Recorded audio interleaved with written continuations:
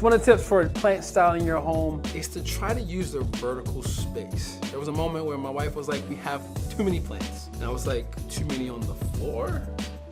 And she said yes. So I took that as, okay, we should use the vertical space. She didn't know I would go there.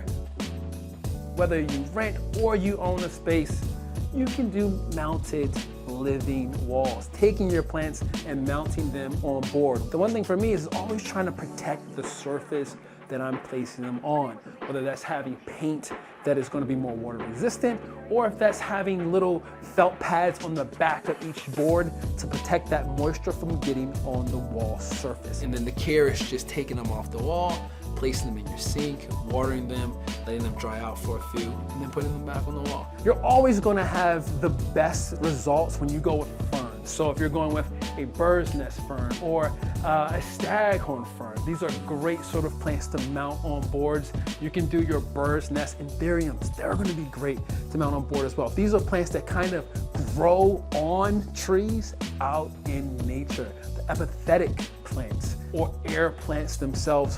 Look at this little guy. Look at him. Feels like I just ripped him straight from the wild and just put him right on my wall. I hope you're able to implement some of these tips and tricks in your own home.